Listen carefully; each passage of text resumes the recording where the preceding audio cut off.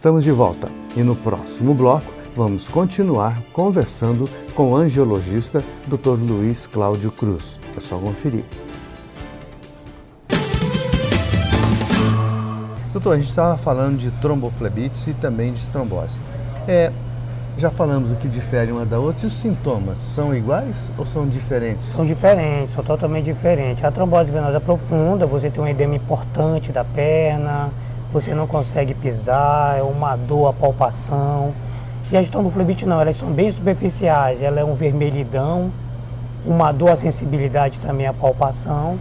E através de um ultrassom, um Doppler venoso, você consegue diferenciar uma da outra.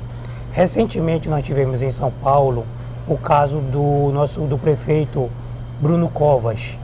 Ele deu entrada no Albert Einstein, no sírio-libanês, com uma tromboflebite. Esse foi o diagnóstico dele e uma trombose profunda.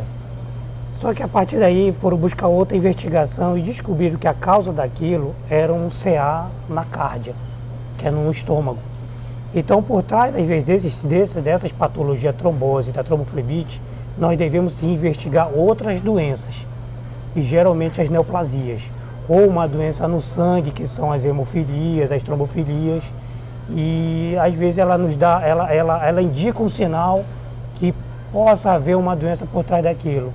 O uso de um anticoncepcional pode causar, o uso de hormônios que alguns fisiculturistas abrem mão, podem também causar. Então temos que ter cuidado, temos que ter atenção, e além da causa da morte, né? Nós tivemos o caso do Marcos Paulo, que saindo daqui de um voo de Manaus, indo para o Rio de Janeiro, ele tinha uma trombose assintomática, chegou no aeroporto, ele causou uma tromboembolia, levando ele ao óbito. Por isso a importância. Voos de longa duração, acima de 6 horas, e que o paciente fica no voo a pessoa fica no voo 6 horas sem se levantar, com a perna dobrada. Nós temos a chamada trombose do viajante, que ultimamente tem sido muito frequente em nossos consultórios. E o que fazer, doutor, nesse caso?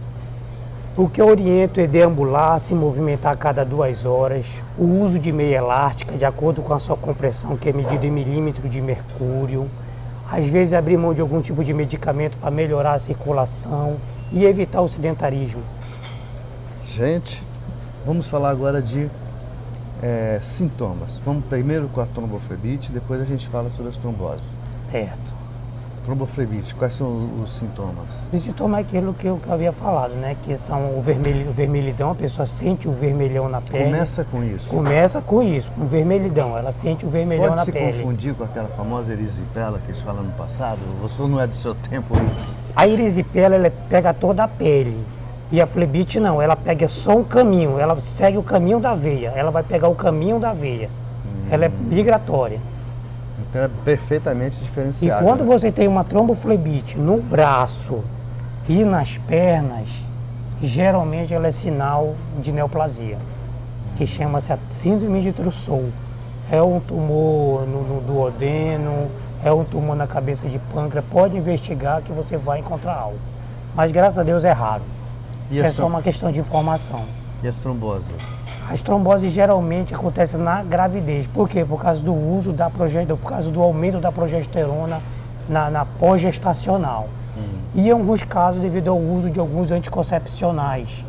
E há 2 anos, há 3 anos atrás, a Anvisa havia afastado o medicamento, que agora retornou após uma correção, e que ela carregava um nível muito alto de um hormônio progesterona, que estava causando tromboses em séries no mercado, e com isso ela foi tirada, agora ela volta de novo, mas lógico, depois de uma revisão feita pelo nosso setor de vigilância.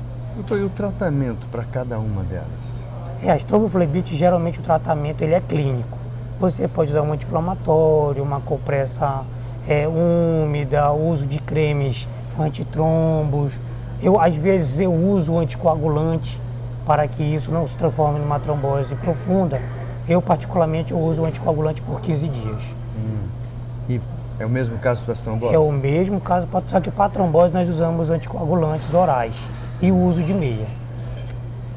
Gente, lembro mais uma vez para vocês que o Dr. Luiz Cláudio Lima Cruz, uma excelente entrevista, diga-se de passagem, aliás, uma entrevista, uma consulta que você está levando de graça aí, entendeu? Tem o seu consultório no ICEAM, lá no segundo andar, sala 203 e 206, no Milênio. Telefone 98419-0903. Então, vamos continuando por aqui. Assim, a nível de precaução, doutor, o que pode ser feito para evitar essas doenças? A nível de precaução... Tanto a trombo como a trombose. A trombose. Com relação à tromboflebite, às vezes as causas, se não for por trauma, se ele não for portador de trombofilia, se ele não for portador de nenhum tipo dessas patologias, a gente sempre orienta o uso de meias e medicações flebotônicos. Não é hereditário isso, não? Não, a tromboflebite não é hereditária, nem a trombose. Nem a trombose. E qual é o fator que desenvolve, doutor, uma tromboflebite ou uma trombose? O senhor já colocou, mas eu queria mais detalhes. Tromboflebite, trauma, às vezes você vai injetar algum medicamento na veia e que esse medicamento ele é irritativo, como os contrastes, às vezes uma punção de forma traumática, ela pode causar inflamação nessa veia. Se você tiver uma doença chamada trombofilia, que é doença no sangue, pode causar uma alteração da coagulação e da parede do vaso. Se você tiver uma neoplasia, uma doença, ela pode causar doença do vaso. Então, geralmente, quando é alguma meio externo ou interno que cause alteração inflamatória no endotélio, que é a parede interna do vaso. A mesma coisa é para a trombose. Mesma coisa, mesmo tratamento. Então a preocupação. Agora, comumente a gente vê, mais principalmente nas mulheres, esse inchaço nas pernas, inchaço no tornozelo, e às vezes nem sempre a pessoa. Na gravidez é comum se ver. E às vezes a gente percebe mulheres com o tornozelo inchado. O que é preocupante quando aparece isso? O edema, que é o chamado popularmente inchaço, edema, ele pode estar relacionado àqueles que fazem uso de antihipertensivo. Existem alguns antihipertensivos que causam inchaço. Alodipino, o cavaridilol, a losartana. Se você olhar a bula, vai estar lá, angioedema, efeitos colaterais.